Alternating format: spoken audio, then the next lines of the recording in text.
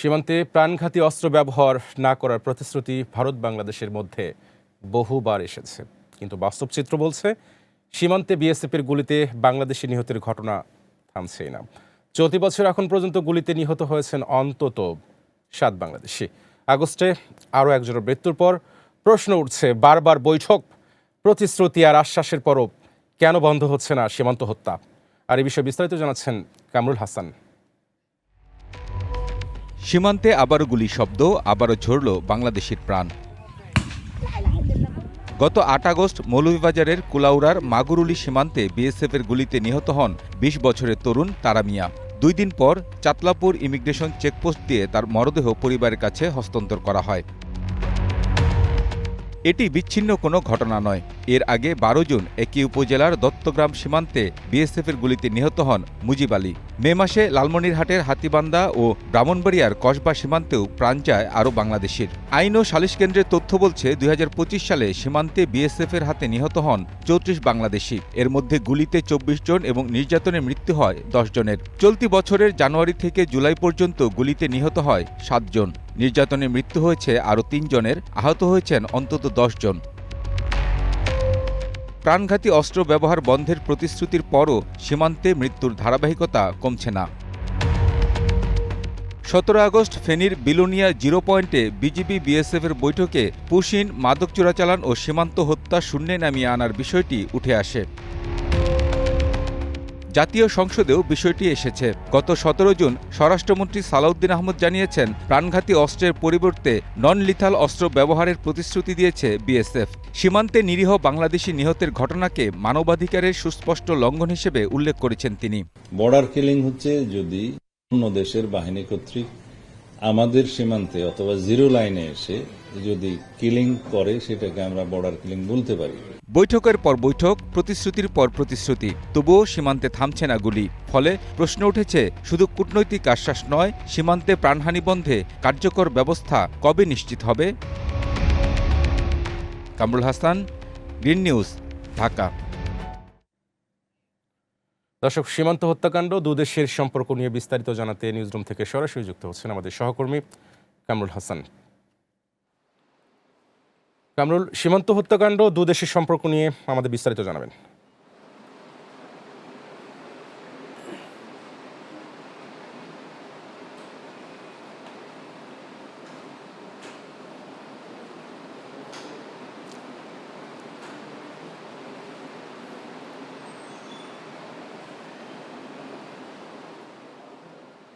কামরুল, সীমান্ত হত্যাকাণ্ড, দুদেশের সম্পর্ক নিয়ে আমাদের বিস্তারিত জানাবেন।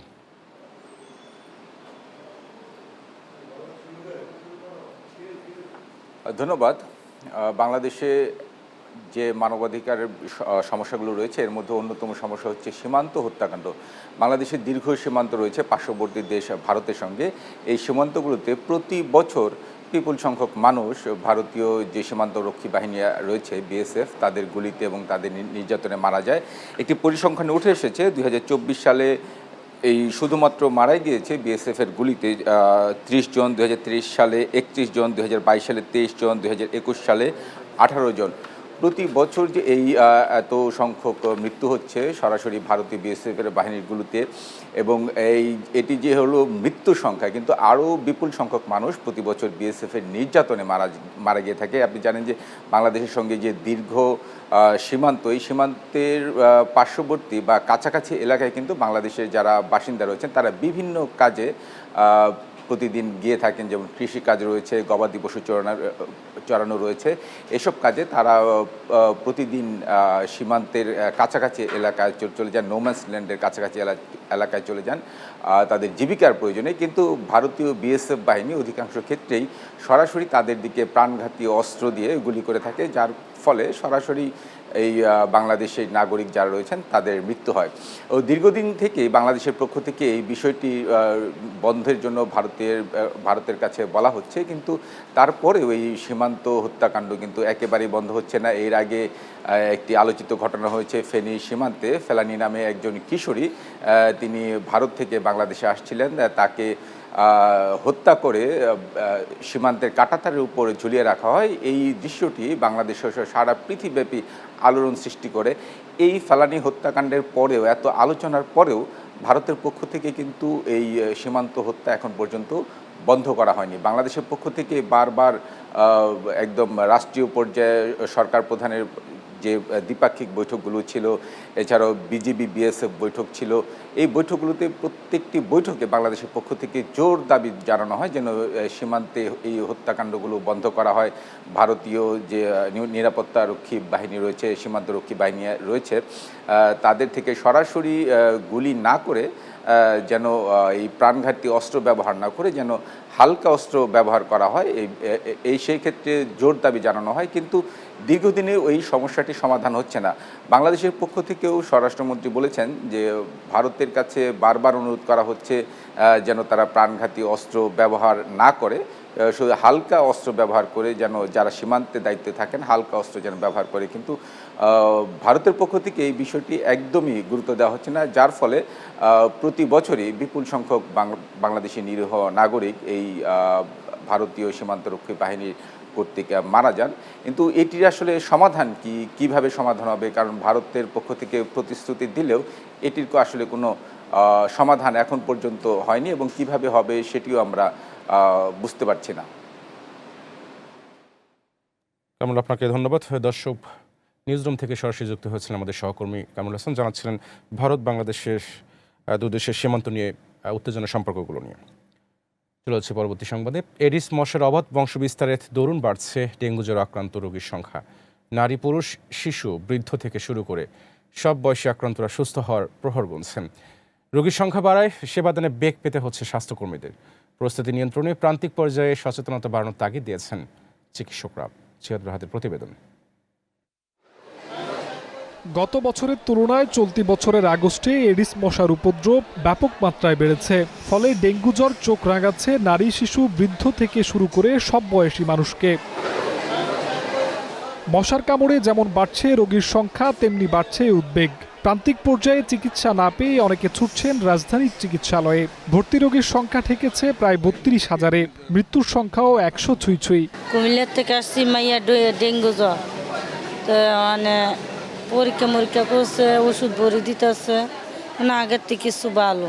একটু প্রেশার লো ছিল, বাট আবার খাওয়া দাওয়া করতে পারে নাই, এখন ভালো খায়, এখন সুস্থ আলহামদুলিল্লাহ। হ্যাঁ আছে, মোটামুটি ভালো। আরও 2-1 দিন থাকতে পারলে আর ওই কি হয়, কারণ হার্টের রোগী আমি, আবার ডেঙ্গু জ্বরে শরীর দুর্বল থাকে সবরকম। আমি রিপোর্ট করছি সিবিসি, তোমার 42,000 আসছে। তো এখন গতকালকের আবার রিপোর্টটা যে হয়তো বা নিয়ে আসতে গেছে বলা যাবে, আর আজকেরটা করতে দিছি। সুস্থ হয়ে বাড়ি ফেরার চেয়ে ভর্তি রোগীর সংখ্যা বেশি, যার দরুন সেবা দিতে হিমশিম খাচ্ছেন স্বাস্থ্যকর্মীরা। রোগী যখন বেশি লোড হয় আমাদের তো বেশি কষ্ট হয়েই যায়। পেশেন্ট নিয়ে কাজ করা কিন্তু খুব সিনসিয়ারলি কাজ করতে হয়, সেক্ষেত্রে আমাদের মানে রেস্ট হয় না। যে হারে পেশেন্ট, সেখানে আমরা স্টাফ কম, তো আমরা দেখা যায় স্টুডেন্ট নার্স দিয়ে আমরা তো সাথে থাকিয়েই ওদের কাজ সাথে নিয়ে আমাদের কাজ করতে হয়, নাহলে আমরা পারি না। লার্ভা সহ মশার বংশবিস্তার রোধে জনসচেতনতার বিকল্প নেই বলছেন এই চিকিৎসক। আমাদের এই ডেঙ্গুর সংক্রমণের যে ঊর্ধ্বগতি, এটা রোধ করতে হলে আমাদের বসবাসের জায়গাগুলোতে, আশেপাশের জায়গায় যে কোথাও যেন পানি জমে না থাকে সেদিকে খেয়াল রাখতে হবে। মানে 3 দিনের বেশি পানি কোনো ক্রমেই জমে থাকতে দেওয়া যাবে না। অসুস্থতা ঠেকাতে মশারি ব্যবহারেও তাগিদ দেন তিনি। মশারিটা নিয়ে ঘুমাতে হবে, মশারির ব্যবহার এটা আমাদের অভ্যাসে পরিণত করতে হবে। ডেঙ্গু জীবাণুবাহী মশা বেশিরভাগ কামড়ায় হচ্ছে সূর্যোদয়ের আগে পরে, সূর্যাস্তের আগে পরে। অন্তত এই সময়গুলোতে আমাদের শরীরটাকে যতটা সম্ভব যদি আবৃত করে রাখা। নিয়মিত মনিটরিংয়ে এ রোগের বিস্তার নিয়ন্ত্রণ সম্ভব বলেও মত দেন তিনি। জিহাদ রাহাত, গ্রিন নিউজ, ঢাকা। দর্শক, ডেঙ্গু পরিস্থিতি সরেজমিনে কেমন দেখেছেন আমাদের সহকর্মী জিহাদ রাহাত? সরাসরি জানবো সেই অভিজ্ঞতা। নিউজরুম থেকে সরাসরি যুক্ত হচ্ছেন তিনি।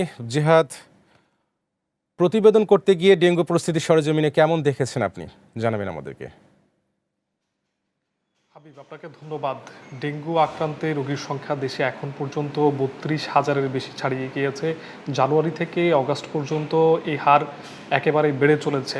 গতকাল আমি সরজমিনে গিয়েছি এবং দেখেছি যে ডেঙ্গুতে যারা আক্রান্ত রয়েছেন এডিস মশার কামড়ে আক্রান্ত হয়ে হাসপাতালে ভর্তি হয়ে তারা বিছানায় কাতরাচ্ছেন এবং তাদের পরিস্থিতি কিন্তু অনেকটা ভয়াবহ হয়ে দাঁড়িয়েছে। বিশেষ করে মফস্বল থেকে যারা আসছেন তারা রাজধানীমুখী হচ্ছেন এবং রাজধানীর হাসপাতালগুলোয় চিকিৎসা নিচ্ছেন তারা, এমনটি সরজমিনে গিয়ে দেখা গিয়েছে। এর পাশাপাশি আরেকটি কনসার্নিং বিষয় সেটি হচ্ছে মৃত্যুর সংখ্যা জানুয়ারি থেকে অগাস্ট পর্যন্ত এখন পর্যন্ত প্রায় 100 ছুঁই দাঁড়িয়েছে, অর্থাৎ এখন পর্যন্ত 90 জনের মতো মানুষ মারা গিয়েছেন ডেঙ্গু জ্বরে আক্রান্ত হয়ে। আরেকটি বিষয় সেটি হচ্ছে স্বাস্থ্যকর্মী যারা রয়েছেন তারা জনবল কম থাকার কারণে হিমশিম খাচ্ছেন, এই যারা রোগী রয়েছেন তাদেরকে সেবা দিতে গিয়ে হিমশিম খাচ্ছেন। ইন্টার্ন যারা নার্স রয়েছেন তাদের সহায়তা নিয়ে রোগীদেরকে সেবা কার্যক্রম চালিয়ে যাচ্ছেন।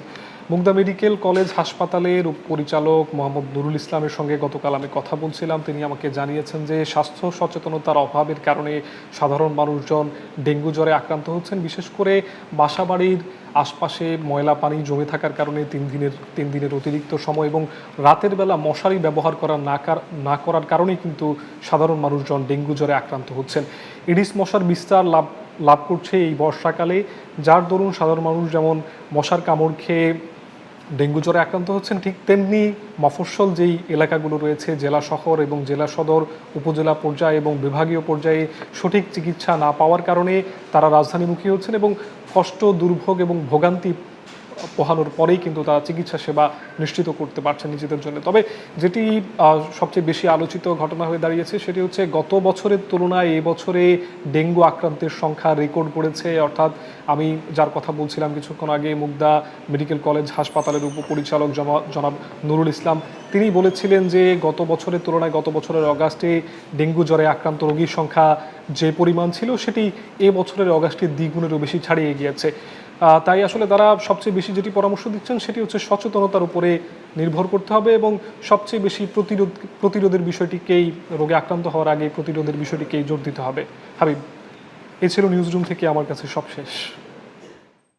জিয়াদ, আপনাকে ধন্যবাদ। দর্শক, নিউজরুম থেকে সরাসরি যুক্ত হয়েছিলেন আমাদের সহকর্মী জিয়াদ রাত, জানাচ্ছিলেন ডেঙ্গু পরিস্থিতির সর্বশেষ খবর। এবার জানবো ঢাকার বাইরের ডেঙ্গু পরিস্থিতি। দেশের দক্ষিণাঞ্চলে আশঙ্কাজনক হারে বাড়ছে ডেঙ্গুর প্রকোপ। বাগেরহাট, বরগুনা, ভোলা, রাজশাহী, ফরিদপুর এবং বরিশালে বাড়ছে ডেঙ্গু আক্রান্ত রোগীর সংখ্যা। স্বাস্থ্য অধিদপ্তরের তথ্য মতে চলতি বছরে পর্যন্ত সারা দেশে মোট ডেঙ্গু আক্রান্তের সংখ্যা ৩২,২৪৮ জন এবং প্রাণহানি ঘটেছে ৮৮ জনের। আরও জানাচ্ছেন সুরাইয়া অনু। দক্ষিণাঞ্চলের জেলাগুলোতে ক্রমশ অনিয়ন্ত্রিত হয়ে উঠছে ডেঙ্গু পরিস্থিতি। বাগেরহাট 250 শয্যা জেলা হাসপাতালে গত 24 ঘন্টায় 15 জন সহ মোট 70 জন রোগী চিকিৎসাধীন রয়েছেন। বেডের তুলনায় রোগী দ্বিগুণ হওয়ায় বাধ্য হয়ে একই ওয়ার্ডে সেবা দেওয়া হচ্ছে নারী ও পুরুষ রোগীদের। নোংরা পরিবেশ, তার একটা ময়লা ফেলানো গাবলা নাই। ডেঙ্গু রোগী মহিলা পুরুষ করতে গেলে তো অনেক জায়গার দরকার, রোগী এত পরিমাণে, এই জন্য সব ওই ডেঙ্গু এক জায়গায় এই জন্য রাখতেছে, মহিলা পুরুষ সবই। এতে তো আর আমাদের তো চিকিৎসার প্রয়োজন। আমরা এই 6 দিন ডেঙ্গু জ্বর, গতকালকে ভর্তি হয়েছে, এখন পর্যন্ত মশারি পাইনি। বরিশাল বিভাগে চলতি আগস্ট পর্যন্ত আক্রান্ত হয়েছেন ৬,১১৪ জন, যার মধ্যে মারা গেছেন 9 জন। শেরেবাংলা মেডিকেল কলেজ হাসপাতালে গাদাগাদি করে দেয়া হচ্ছে চিকিৎসা সেবা। ডেঙ্গুর জন্য কোনো স্পেসিফিক ওয়ার্ড এখনো করা হয় নাই, আমাদের মেডিসিন ওয়ার্ডগুলোতেই ডেঙ্গু রোগীর চিকিৎসা দেওয়া হচ্ছে। ভোলা জেনারেল হাসপাতালেও চলতি মাসেই চিকিৎসা নিয়েছেন প্রায় 300 রোগী। রোগীদের অভিযোগ, প্রয়োজনীয় প্রায় সব ওষুধ বাইরের ফার্মেসি থেকে কিনতে হচ্ছে। ডাক্তার ঠিক মতন বসে না, তারপরে ডাক্তার থাকলে নার্স আসে না, নার্স ডাকলে বলে একটু পরে আসি। হাসপাতাল থেকে 2টা খালি নাফাতে ট্যাবলেট দিছে, এই আর সব ওষুধ আমরা কিনে আনছি। যদিও হাসপাতাল কর্তৃপক্ষের অভিযোগ সত্য নয় বলে জানান আবাসিক মেডিকেল কর্মকর্তা। যারা স্বাস্থ্যসেবা কর্মী আছে, বিশেষ করে ডাক্তার এবং নার্স যারা আছে, তারা সবাই প্রশিক্ষণপ্রাপ্ত ডেঙ্গুর পুলিশ, যার ফলে আমাদের চিকিৎসা সেবা দিতে কোনো রকম অসুবিধা হচ্ছে না। এদিকে ফরিদপুরে দিন দিন বাড়ছে ডেঙ্গুর প্রকোপ। ইতোমধ্যে আক্রান্ত হয়ে মৃত্যুর ঘটনা ঘটেছে। প্রতিদিন রাজশাহী মেডিকেল কলেজ হাসপাতালে ভর্তি হচ্ছেন ডেঙ্গু আক্রান্ত রোগী।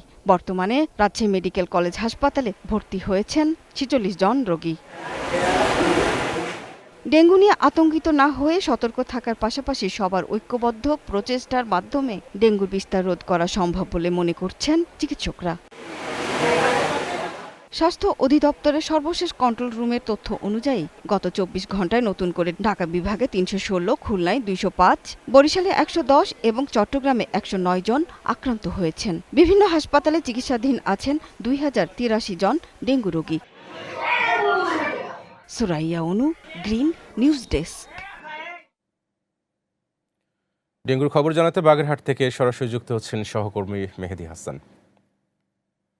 মেহেদি, বাগেরহাটে ডেঙ্গু প্রস্তুতি কেমন, সবশেষ কি তথ্য আছে আপনার কাছে, জানাবেন আমাদেরকে। জি ধন্যবাদ হাবিব। আমি আপনার মাধ্যমে গ্রিন টেলিভিশনের দর্শকদের জানাতে চাচ্ছি যে বাগেরহাটে কিন্তু ডেঙ্গু পরিস্থিতি এখনো অপরিবর্তিত রয়েছে।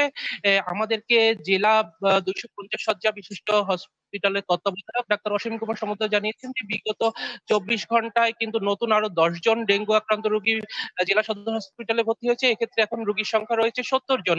আমি যদি একটু আপনাকে দেখানোর চেষ্টা করি যে আমার পিছনে যে ডেঙ্গু ডেডিকেটেড ওয়ার্ড রয়েছে এটি কিন্তু কানায় কানায় পূর্ণ, এবং এই ডেঙ্গু ডেডিকেটেড ওয়ার্ড পূর্ণ হওয়ার পরেও কিন্তু এখানে কিন্তু অনেক রোগী, প্রায় 15 থেকে 20 জন রোগী কিন্তু আমরা দেখেছি যে নিচে মেঝেতে বিছানা পেতে রয়েছে। এক্ষেত্রে কিন্তু আমরা এখানকার যারা মানে কর্মরত রয়েছে এবং দায়িত্বপ্রাপ্ত রয়েছে তাদের কাছে আমরা জানতে চেয়েছি। তারা জানিয়েছে যে আসলে আমাদের শয্যা সংকট থাকার কারণে এটি করতে বাধ্য হচ্ছি। আমরা এখানকার যারা চিকিৎসা প্রত্যাশী তাদের সাথে কথা বলেছি। তারা জানিয়েছে যে আসলে ডাক্তার এবং নার্সের কিছুটা সংকট রয়েছে, তবে আমাদেরকে এখানকার যে আমরা দেখতে পেয়েছি যে চিকিৎসক এবং নার্সের পাশাপাশি কিন্তু যে ডিপ্লোমা মেডিকেল অ্যাসিস্ট্যান্ট রয়েছে, ইন্টার্নি এবং ডিপ্লোমা নার্স রয়েছে, তাদের সমন্বয়ে কিন্তু চিকিৎসা সেবা দেওয়ার চেষ্টা রয়েছে। তবে জেলার কিন্তু ডেঙ্গু পরিস্থিতি এখনো অপরিবর্তিত রয়েছে। হাবিব, এই ছিল বাগেরহাট থেকে আমার কাছে সর্বশেষ তথ্য। মেহেদি, আপনাকে ধন্যবাদ। দর্শক, বাগেরহাট থেকে ডেঙ্গু পরিস্থিতি খবর জানাচ্ছেন আমাদের সহকর্মী মেহেদি। ডেঙ্গুর আরও খবর জানাতে ফরিদপুর থেকে আমাদের সঙ্গে সরাসরি যুক্ত হচ্ছেন সহকর্মী শরীফুল ইসলাম। শরীফুল, ফরিদপুরে ডেঙ্গুর প্রকোপ কতটা বেড়েছে আর এই বিষয়ে কি বলছেন চিকিৎসকরা? ধন্যবাদ হাবিব। আমি দাঁড়িয়ে আছি ফরিদপুর জেনারেল হসপিটালে। ফরিদপুরে ডেঙ্গুর প্রকোপ ধীরে ধীরে বেড়ে যাচ্ছে। এর জন্য বর্ষার যে সিজন চলছে, জলাবদ্ধতা, এরপরে ফরিদপুরের গ্রাম অঞ্চলগুলোতে যে পাটের জাগ দেওয়া হচ্ছে, পাট পচানো হচ্ছে, সেখান থেকে ডেঙ্গুর একটা বড় প্রভাব আমরা দেখতে পাচ্ছি। আমরা হসপিটাল গুলোতে গিয়েছি, সেখানে ডেঙ্গু রোগীরা প্রতিনিয়ত ভর্তি হচ্ছে, সুস্থ হয়ে বাড়িতে ফিরছে এবং ডাক্তাররা সচেতনতার দিকে বিশেষ গুরুত্ব দিয়েছে। তাছাড়া গত 24 ঘন্টার তথ্য যদি আপনাদেরকে জানাই, গত 24 ঘন্টায় আমাদের এই ফরিদপুরে 6 জন নতুন ডেঙ্গু রোগী কিন্তু শনাক্ত হয়েছে। এ নিয়ে চলতি বছরে 27 আগস্ট পর্যন্ত সর্বশেষ তথ্য জেলা ডেঙ্গুর আক্রান্তের সংখ্যা দাঁড়িয়েছে 202 জনে। সিভিল সার্জনের কার্যালয় থেকে গত 24 ঘন্টায় 6 জনকে শনাক্ত করা হয়েছে এবং জেলার যে চলতি বছরে ডেঙ্গু শনাক্তর মধ্যে ফরিদপুর মেডিকেল কলেজ হসপিটালে সব থেকে বেশি, সেখানে 113 জন এবং ফরিদপুর জেনারেল হাসপাতালে 30 জন, ভাঙ্গা উপজেলা স্বাস্থ্য কমপ্লেক্সে 10 জন, বোয়ালমারীতে 9 জন, মধুখালীতে 6 জন। এছাড়া চরভদ্রসর, নগরকান্দা ও 3 জন করে ডেঙ্গু শনাক্ত হয়েছে। এই ফরিদপুরের 29 জন ডেঙ্গু রোগী বর্তমানে চিকিৎসাধীন রয়েছে বিভিন্ন হসপিটালে। সিভিল সার্জনের সর্বশেষ যে তথ্য আমাদেরকে জানিয়েছেন, এখন পর্যন্ত 170 জন রোগী তারা সুস্থ হয়ে বাড়ি ফিরেছেন। ফরিদপুরের চিকিৎসকরা বারবার বলছেন যে সচেতনতা বৃদ্ধির জন্য রাতে মশারি টানানোর দিকে বিশেষ করে গুরুত্ব আরোপ করা হয়েছে। বাড়ির আঙ্গিনায় যদি জলাবদ্ধতা থাকে, সেই জলাবদ্ধতা যেন না থাকে, সেখানে ডেঙ্গুর যে ডিম সেখানে যেন না থাকে, সেদিকে বিশেষভাবে গুরুত্ব দেওয়া হয়েছে। এই ছিল বর্তমান ফরিদপুর থেকে সর্বশেষ। হাবিব। শরীফুল, আপনাকে ধন্যবাদ। দর্শক, শরীফুল জানাচ্ছেন ফরিদপুর থেকে ডেঙ্গুর সর্বশেষ পরিস্থিতি। দর্শক, ভয়াবহ হিমবাহ ধস ও বন্যার পর এবার তিব্বতে 5 মাত্রা ভূমিকম্প আঘাত এনেছে।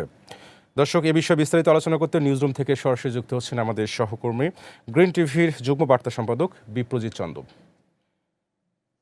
বিপ্রজিৎ, হিমবাহ ধস থেকে এত ভয়াবহ আকস্মিক বন্যার সৃষ্টি হলো কিভাবে? যোগাযোগ ব্যবস্থা অবকাঠামোর ব্যাপক ক্ষয়ক্ষতির পর উদ্ধার কাজের সবচেয়ে বড় চ্যালেঞ্জগুলো আর কি কি হতে পারে বলে আপনি মনে করেন, জানাবেন আমাদেরকে।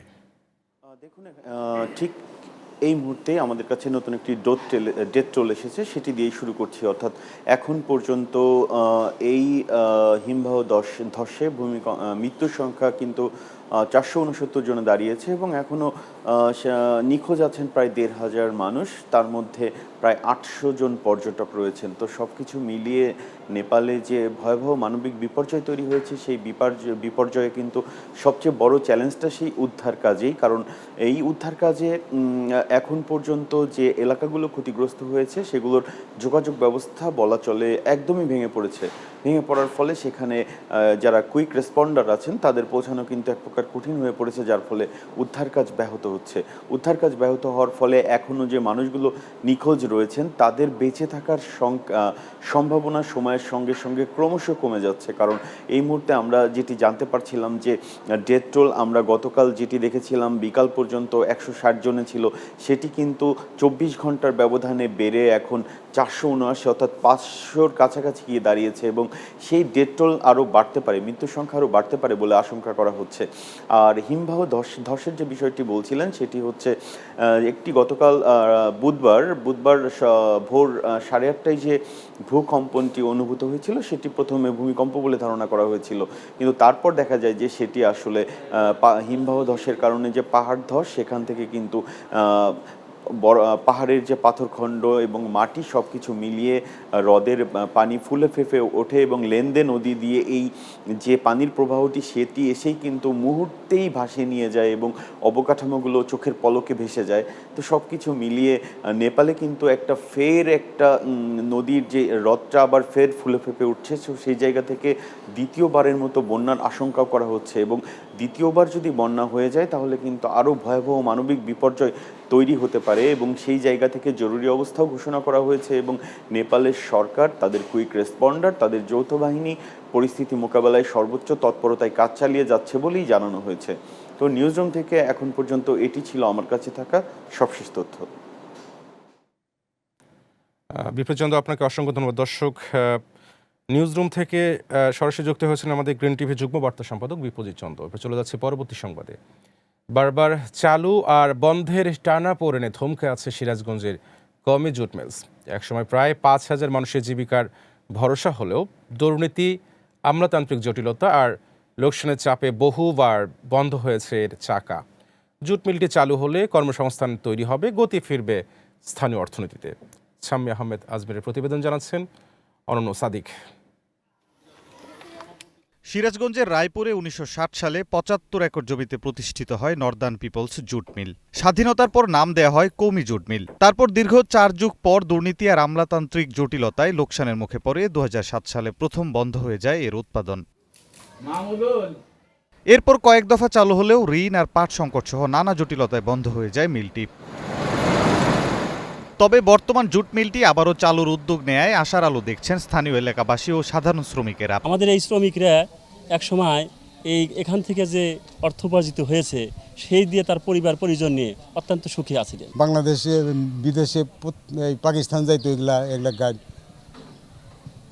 আমাদের এই পণ্য বিক্রি করে জায়গা রপ্তানি হইতে হয়। সারা বাংলাদেশ, আমাদের শুধু এই মিলটা না, সারা বাংলাদেশে যত কর্মসংস্থান ছিল বন্ধ হয়ে গেছে, এগুলা খুলে দেবে। সম্প্রতি সরকারের 2 মন্ত্রী পরিদর্শনে এসে জানান বন্ধ পাটকলগুলো আবারও বেসরকারি খাতে চালুর অংশ হিসেবে কৌমি জুট মিলটি 30 বছরের জন্য ইজারা দেওয়ার চূড়ান্ত প্রক্রিয়া হয়েছে। স্বনামধন্য একটা বহুজাতিক কোম্পানি ইনভেস্ট করবে এখানে। আমরা আশা করি যে খুব তাড়াতাড়ি এই সিরাজগঞ্জের ঐতিহ্য এই কৌমি জুট মিল এবং বর্তমানে জাতীয় জুট মিল এটা আবার চালু হবে। আমরা যেগুলো করব সেটা মানুষের জন্য, মঙ্গলের জন্য করব, একটা চিরস্থায়ী ব্যবস্থা করব। যে ওই দোকান খুলে দিলাম তারপর 2 দিন পরে খাওয়া দেওয়া শেষ, দোকান বন্ধ, ওটা করবো না আমরা। জুট মিলটি পুনরায় চালু হলে কয়েক হাজার মানুষের কর্মসংস্থানের পাশাপাশি সচল হবে এই অঞ্চলের অর্থনীতির চাকা বলে মনে করছেন সংশ্লিষ্টরা। অনন্য সাদিক, গ্রিন নিউজ ডেস্ক। মানিকগঞ্জের বাজারে আসতে শুরু করেছে শীতের সবজি। ইতিমধ্যে বাজারে দেখা মিলছে মূলা, ফুলকপি ও শিম সহ নানা ধরনের শীতকালীন সবজির। তবে মাছ, মাংস, ডিমের দাম কমেনি। নতুন সবজি সরবরাহ বাড়ায় গত সপ্তাহের তুলনায় কমেছে কয়েকটি সবজির দাম। বর্তমানে মূলা বিক্রি হচ্ছে 40 টাকা হালি, ফুলকপি 100 টাকা এবং শিম 140 টাকা কেজি দরে। ব্যবসায়ীরা বলছেন শীতের সবজির সরবরাহ আরও বাড়লে আগামী দিনে এসব সবজির দাম আরও কমতে পারে। তবে মাছ, মাংস, ডিমের বাজারে স্বস্তি নেই। কেজিতে 20 টাকা বেড়েছে ব্রয়লার মুরগির দাম, খাসির মাংস বিক্রি হচ্ছে 1200 টাকা এবং গরুর মাংস 800 টাকা কেজি দরে। এছাড়া হালিতে ডিমের দামও বেড়েছে 10 টাকা।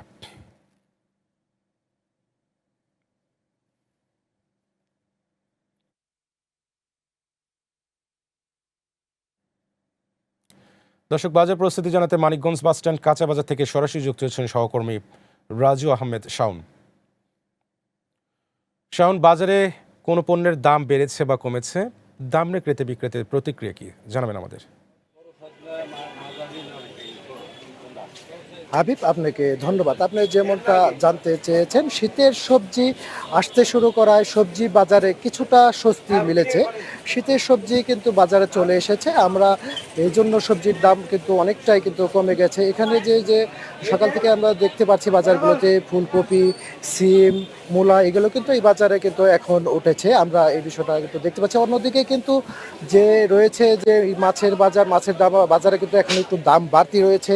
অন্যদিকে যে মাংস রয়েছে, ব্রয়লার মুরগি আর ডিমের দামটা এখন এই মুহূর্তে কিন্তু বাড়তি রয়েছে গত সপ্তাহের তুলনায়। আমরা এখানকার যে সবজি বাজারে যে পাইকারি খুচরা বিক্রেতা আছে তাদের সাথে একটু কথা বলবো যে কোন কোন সবজির দাম একটু আমাদের জানাবেন। ভাই, এখানে যে কোন কোন সবজির দাম কতটা? এখন নতুন সবজি আছে, নতুন সবজির দাম একটু বেশি। ফুলকপি আছে, সিম আছে এবং কি মূলা, আর অন্য সবজি আবার কমছে দাম, যেমন করলা, পটল, তারপরে বেগুন, লাউ, এসবের দাম আগের তুলনায় মানে কেজিতে 20 টাকা কমছে। আর নতুন সবজির পরিমাণ দাম বেশি। ধন্যবাদ তাকে। উনি আমাদের কিন্তু যেমনটা জানিয়েছিলেন যে নতুন সবজির দামটা একটু বেশি রয়েছে। আমরা কিন্তু যতটুকু জানতে পারছি মূলা বিক্রি হচ্ছে কিন্তু এই 40 টাকা হালি, ফুলকপি বিক্রি হচ্ছে 100 টাকা কেজি, সিম বিক্রি হচ্ছে 120 টাকা কেজি, এরকমটা কিন্তু আমরা জানতে পেরেছি। অন্যদিকে যে ডিমের দামটা বাড়ার কারণ রয়েছে যে মুরগির ফার্মে যে লোডশেডিং থাকার কারণে তীব্র গরমের কিন্তু ডিম উৎপাদন অনেকটাই কমে গেছে, এমনটাই কিন্তু আমাদের জানিয়েছে। এজন্য কিন্তু ডিম উৎপাদন কম থাকায় বাজারে একটু বাড়তি দামে বিক্রি হচ্ছে। আমরা একজন ডিম বিক্রেতার সাথে কথা বলবো, আসলে ডিমের দামটা একটু বাড়তি থাকার কারণটা আমাদের একটু জানাবেন। ডিমের বাজার বাড়তি হওয়ার কারণ হলো আপনার খাদ্যের দাম বাড়ছে, অতিরিক্ত বিদ্যুৎ যায়, লোডশেডিং এর কারণে প্রোডাকশন কম, আবার কিছুদিন হলো খাদ্যের দাম বাড়তি, আপনার সব কিছু মিলে বিশেষ করে বিদ্যুতের কারণে আপনার হলো ডিমের দামটা একটু বাড়তি।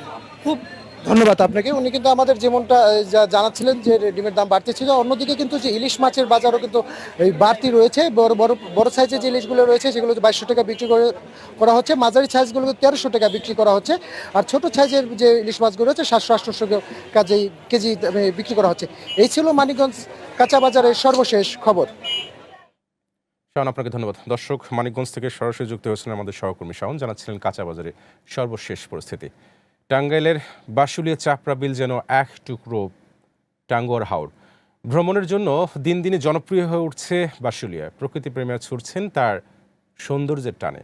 স্থানীয়রা বলছে সরকারের পৃষ্ঠপোষকতা সঠিক রক্ষণাবেক্ষণ হলে এই স্থানটি হতে পারে জেলার অন্যতম পর্যটন কেন্দ্র। টাঙ্গাইল প্রতিনিধি সিরাজ আল মাসুদের প্রতিবেদন, জানাচ্ছেন ইসমত আরানু। টাঙ্গাইল শহর থেকে মাত্র 20 কিলোমিটার দূরে বাসাইল সখীপুর সড়কের পাশেই বিস্তৃত চাপড়া বিল, স্থানীয়দের কাছে যার আদুরে নাম বাঁশুলিয়া। সড়কের দক্ষিণে তাকালেই বিলের বিস্তীর্ণ জলরাশিতে চোখ জুড়িয়ে যায়, আর সেই জলের বুকেই ডালপালা ছড়িয়ে আছে ঐতিহ্যবাহী হিজল গাছ। জলরাশি ছুঁয়ে আসা শীতল বাতাস আর চারপাশের মনোরম পরিবেশ মুগ্ধ করে দর্শনার্থীদের। এই জায়গায় অনেক পরিবেশটা অনেক সুন্দর, এই জায়গায় আমরা মাঝে মাঝে ঘুরতে আসি। প্রতিদিন আমাদের কামাই হয় 2000, 3000, 2500 এভাবে কামাই হয় আমাদের। বাসাইল উপজেলায় বিশেষ কোনো দর্শনার্থী স্থান না থাকায় চিত্ত বিনোদনের জন্য বাঁশুলিয়াকেই বেছে নিয়েছেন স্থানীয়রা। ছুটে আসছেন কাছে দূরের মানুষও। নৌকায় ভেসে ভেসে অনেকেই উপভোগ করছেন তার জলকল্লোল। 4 মাসের ভিতরে প্রথমে হালকা পানি আসে, তখনই কাস্টমারের চাপ দেয়। মানে হাজবেন্ডে নিয়ে আসছি, বাস্তি নিয়ে আসছি, অনেক ভালো লাগছে বেড়াইতে। সাঁতার জানি না, তাদের জন্য লাইফ জ্যাকেট থাকলে অবশ্যই ভালো হতো। পর্যটকদের নিরাপত্তার দায়িত্বে রয়েছেন আইনশৃঙ্খলা বাহিনীর সদস্যরা। 2 জন স্বেচ্ছাসেবক সার্বক্ষণিক থাকে ডেইলি। আমাদের থানায় একটা পার্টি থাকে, মোবাইল ফুল কল সাইন, তারা এটা টেক কেয়ার করে। আমরা চেষ্টা করেছি যেন একটা সুন্দর পরিবেশে বাসুলিয়া মানুষ উপভোগ করতে পারে বর্ষাকালে। বাসুলিয়াকে আকর্ষণীয় পর্যটন কেন্দ্র হিসেবে গড়ে তুলতে সর্বোচ্চ সহযোগিতা করবে সরকার, এমনটাই প্রত্যাশা বাসিন্দাদের। ইসমতারা অনু, গ্রিন নিউজ ডেস্ক। দর্শক, এবার জানাবো বিভিন্ন জাতীয় দৈনিকের প্রধান খবর। নিউজরুম থেকে আমাদের সাথে যুক্ত হচ্ছেন গ্রিন টিভির যুগ্ম বার্তা সম্পাদক মোহাম্মদ ওয়ালিউল্লাহ। হাবিব, আপনাকে ধন্যবাদ। নিউজরুম থেকে স্বাগত জানাচ্ছি।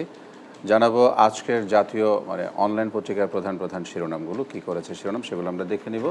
শুরুতে আমরা জানবো প্রথম আলো আজকে শিরোনাম করেছে স্বরাষ্ট্রমন্ত্রীর বক্তব্য ঘিরে উত্তপ্ত সংসদ, ভবিষ্যৎ নিয়ে চিন্তিত স্পিকার। অর্থাৎ গতকালকে ত্রয়োদশ জাতীয় সংসদের তৃতীয় অধিবেশনে স্বরাষ্ট্রমন্ত্রীর অর্থাৎ বিরোধী দলের সাথে স্বরাষ্ট্রমন্ত্রীর একটি কথা নিয়ে কার্যত একটু উত্তপ্ত হয় এবং সংসদ প্রায় 10 মিনিট কার্যত অচল থাকে, এরকম একটি খবর আসছে। আমরা যাব সমকালের শিরোনাম। সমকাল শিরোনাম করেছে প্রাণে বেঁচে যাওয়া অনেকে কাটিয়ে উঠতে পারেনি ঘটনার শঙ্কা, অর্থাৎ নেপালের যে বিষয়টি সেইটাই খবর করেছে এরকম সমকাল।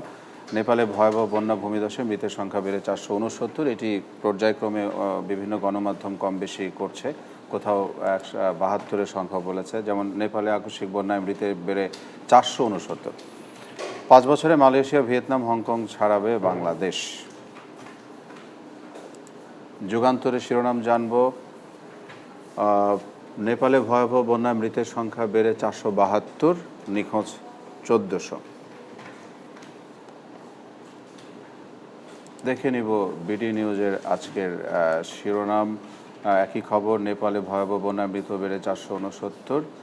জলবায়ু পরিবর্তন হিমালয় অঞ্চলে বিপর্যয়কর বন্যার ঝুঁকি বাড়িয়েছে বলছেন বিশেষজ্ঞরা। অর্থাৎ এবং আরেকটি খবর হচ্ছে যে নেপালে এত কিছুর পরে গতকালকে ফের আবার 5 মাত্রার ভূমিকম্প হয়েছে। অর্থাৎ শঙ্কা এবং ভয় কিন্তু পিছু ছাড়ছে না। রয়েছে বাংলা ট্রিবিউন, দেখে নিব শিরোনাম করেছে সৌদিতে অগ্নিকাণ্ডে নিহত 7 জনের মরদেহ নৌকায় পৌঁছেছে, জানাজা সকাল 10টায়। নভেম্বরে তুরস্ক যাবেন প্রধানমন্ত্রী। আরেকটি গুরুত্বপূর্ণ খবর, সীমান্তে প্রতি মাসে 1 জন করে মারা যায় গুলিতে। অর্থাৎ ভারত বাংলাদেশ সীমান্তে ভারত কিন্তু বারবার কথা দিয়েছে যে সীমান্তে মৃত্যু শূন্য কোটায় থাকবে, কিন্তু সেটি আসলে বাস্তবে প্রতিফলিত কখনো হয়নি। খবর করেছে যে প্রতি মাসে 1 জন করে মারা যাচ্ছে গুলিতে। দেখে নিব ঢাকা পোস্টের আজকের শিরোনাম করেছে নেপালে আকস্মিক বন্যা, উদ্ধার মৃতের সংখ্যা বেড়ে 469। সেই একই খবর বারবার সব গণমাধ্যম ছাপিয়েছে ফলাও করে। বাংলা নিউজ 24-এর শিরোনাম সৌদিতে অগ্নিকাণ্ডে নিহত 7 জনের লাশ পৌঁছেছে আত্রাইয়ে। ট্রাম্পের নির্দেশে লেক অন্টারিওর নতুন নাম লেক আমেরিকা। প্রতিদিনের বাংলাদেশ শিরোনাম করেছে শিক্ষার্থী শূন্যতায় ভুগবে অনেক কলেজ। রোহিঙ্গা ক্যাম্পে 3 সশস্ত্র গোষ্ঠীর গোলাগুলি, মা ও ছেলে গুলিবিদ্ধ। নেপালে বন্যায় 17,000 শিশুর জরুরি সহায়তা প্রয়োজন, ইউনিসেফ। কালবেলা শিরোনাম তারা করেছে সপরিবারে আত্মগোপনে থাকা চাঁদপুরের স্বর্ণ ব্যবসায়ী পিন্টু আটক। জানব বার্তা 24-এর শিরোনাম নেপালে ভয়াবহ বন্যা ভূমিধসে মৃত্যু বেড়ে 469। খবরটি সব পত্রিকাই শিরোনাম করেছে প্রধান শিরোনাম হিসেবে, যেহেতু এটি এখন বিশ্বজুড়ে বড় ঘটনা এবং সেখানে আরও ভয়াবহ পরিস্থিতি তৈরি হচ্ছে। নওগাঁয় পৌঁছেছে 7 প্রবাসীর মরদেহ। তিব্বতে 5 মাত্রার ভূমিকম্প, যেটি বলছিলাম যে নেপালে গতকালকে আবারও ফের 5 মাত্রার ভূমিকম্প হয়েছে, সেক্ষেত্রে উদ্বেগ, উত্তেজনা এবং আশঙ্কা বেড়েই চলছে। জি, তো হাবিব, এই ছিল আজকের জাতীয় অনলাইন পত্রিকার প্রধান শিরোনাম। নিউজরুম থেকে আপনাকে স্বাগত জানাচ্ছি, আবার ফিরছি নিউজ স্টুডিওতে। ধন্যবাদ।